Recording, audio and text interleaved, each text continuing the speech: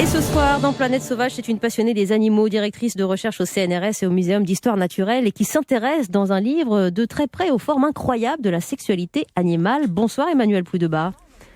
Bonsoir Wendy Bouchard. Vous étiez venue, Emmanuelle, nous parler sur cette antenne des pouvoirs des animaux, des grands singes aussi, que vous observez dans leurs recherches médicamenteuses ou dans la manipulation des outils. Comment est né ce nouvel objet d'étude ? En fait, écoutez, c'était il y a quelques années, ça rigolait beaucoup dans le bureau des étudiants. En général, quand ça rigole, j'y vais. Ouais. Et en fait, ils étaient en train de faire un quiz qui était un jeu vraiment qui était lancé par Internet où il y avait une série de pénis d'animaux qui circulaient et il fallait deviner à quel animal appartenait le pénis. Et donc j'ai joué, j'ai perdu lamentablement. J'ai eu un bon 4 sur 20 et on s'est vraiment dit qu'il fallait faire un livre là-dessus. Et ils m'ont dit que j'étais pas cap. Ben voilà, j'ai été cap et donc j'ai fait. Mais on apprend beaucoup de choses. On découvre notamment dans Sexus Animalus, qui vous arrêtez sur toute une série d'espèces, l'autruche par exemple. Elle, vous avez pu l'observer de très près aux zoos de Thoiry, par exemple, sur le terrain. Oui, j'ai une grande expérience avec les autruches au zoo de Thoiry où il y avait un mâle justement qui était extrêmement agressif parce qu'il protège les femelles, il protège son clan et en particulier quand il y a des œufs. Donc il est extrêmement agressif et il fait partie des rares oiseaux à avoir un pénis en fait. Il y a que 3% des oiseaux qui ont un pénis, donc c'est un mystère évolutif cette histoire du pénis chez les oiseaux. On ne sait pas pourquoi il y en a que 3% qui l'ont. Et donc c'est un pénis qui est érectile. Donc c'est pas comme le baiser cloacal. Donc le cloaque contre cloaque qu'on rencontre chez la plupart des oiseaux. Donc c'est assez hallucinant cette histoire de pénis chez les oiseaux. Et chez les oiseaux, il y a le canard qui est absolument hallucinant, qui a un pénis en tire-bouchon et qui lui permet en fait par une explosion érective de pénétrer la femelle, alors que la femelle elle a un vagin qui est torsadé aussi, mais qui lutte un petit peu contre la pénétration des mâles. Les mâles étant légèrement violeurs chez les canards. Ouais, donc il y a plein de. Ne croyez pas que c'est un sujet anecdotique ou juste qui vire à l'obsession. C'est un sujet vraiment scientifique, Emmanuelle Poudeba, parce que par exemple, vous nous disiez il y a que 3% des oiseaux qui ont un pénis. Est-ce qu'on sait pourquoi ? Non, ça fait partie de l'évolution des espèces. Et vous observez la diversité absolue aussi du monde animal, par exemple, sur la maturité sexuelle. Il faut 15 ans pour les éléphants, qui en général commencent à se reproduire à 30 ans, 22 mois de gestation, des rapports sexuels qui sont très rares parce que c'est très compliqué. On entre aussi dans ce monde extrêmement pudique, intime, voire tabou des animaux, mais qui intéresse et interroge. Oui, non, mais vous avez raison de le signaler. C'est vraiment un sujet qui est fascinant. Moi, je m'attendais un petit peu à cette diversité parce qu'on sait que voilà, les animaux, ils évoluent depuis des centaines de millions d'années, et donc ça a donné lieu à tout un tas d'adaptations pour survivre. Il n'y avait pas de raison, si vous voulez, que les organes génitaux ne subissent pas ou ne bénéficient pas de cette variabilité, de cette variété de morphologie. Mais de là à trouver des pénis géants doubles à 4 glands, tire-bouchons, mobiles, voire détachables, là, j'avoue que j'ai été moi-même assez stupéfaite. C'est bien parce qu'elle mâche pas ses mots, Emmanuelle Poudeba, oui.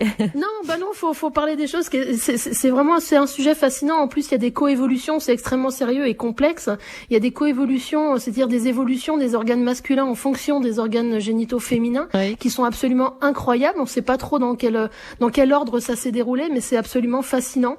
Il y a des vagins de certaines femelles en fait qui subissaient des harcèlements, des viols, qui ont développé des vagins à clapet et à labyrinthe, si vous voulez, pour se permettre, pour se défendre et pour pouvoir sélectionner le sperme des partenaires, finalement. C'est incroyable. Et les éléphants, c'est vrai que c'est hallucinant. D'une espèce d'araignée qui s'appelle la néphile, c'est ça ? Oui. Le mâle qui risque sa vie en fécondant la femelle, par exemple, qui s'automutile. Oui, il y a chez les araignées, c'est vrai qu'il y a en fait ça c'est assez hallucinant parce qu'on s'attend pas forcément à ça. En premier lieu, il y a une masturbation puisque l'organe copulateur est pas au niveau des cellules sexuelles. Donc il met ses cellules sexuelles sur ses bulbes copulateurs, c'est l'extrémité de ses pattes si vous voulez. Ensuite, il va féconder la femelle en se sectionnant l'extrémité de ses pattes. Donc les bulbes copulateurs, il les laisse dans la femelle. Ah oui, c'est extrêmement violent, mais il s'en va après et il laisse en fait ses organes génitaux dans la femelle et ça permet de féconder la femelle sans se faire dévorer. Ça peut arriver, je dis bien, c'est pas systématique, mais ça peut arriver que les femelles mangent les mâles après la copulation. Donc c'est une manière de fuir et de s'en aller. Il y en a, ceci dit, c'est plus glamour. Il y a certains mâles araignées qui font des cadeaux à la femelle. Ils emballent les proies et le temps que la femelle déballe le cadeau empaqueté dans de la soie, soit dit en passant, mais le mâle a pu s'accoupler et repartir. C'est incroyable. Donc il n'y a pas non plus que des histoires et c'est un livre vraiment passionnant, Sexus Animalus. Vous vous demandiez peut-être, chers auditeurs, si l'homosexualité existe chez les animaux. Eh bien, la réponse est oui, chez les zèbres, les girafes, les gazelles, les moutons, les rats, les chimpanzés. Pourquoi n'existerait-elle pas d'ailleurs chez les animaux et chez les humains? C'est ce que vous avez très clairement constaté aussi. Oui, il y a aucune raison. L'homosexualité, elle existe chez... Alors, quand je dis plus de 1000 espèces, c'est certainement bien plus, hein. Encore faut-il les avoir toutes étudiées. Donc, en tout cas, c'est assez fréquent. La bisexualité, encore plus. Et effectivement, chez plein d'animaux, moi, ce qui m'a frappé un peu, c'est que ça existe énormément chez les oiseaux.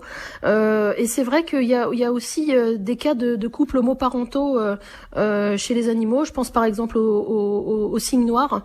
Et ce qui est intéressant aussi, c'est que certains collègues essayent de comprendre en quoi ça peut être lié justement aux soins parentaux, c'est-à-dire que les soins que les parents vont prodiguer aux enfants, et ce sont des comportements qui sont complexes à comprendre, parce qu'il y a plein d'interactions entre ces comportements et justement les comportements sexuels et les soins apportés aux petits. Donc c'est extrêmement complexe, mais il y a énormément d'exemples, hein, assurément. Oui, et puis vous nous dites aussi que la sexualité animale n'est pas seulement vouée à la reproduction. On savait que les bonobos étaient un très bon exemple de ce que vous énoncez à ce moment-là, mais c'est vrai, et vous le redites.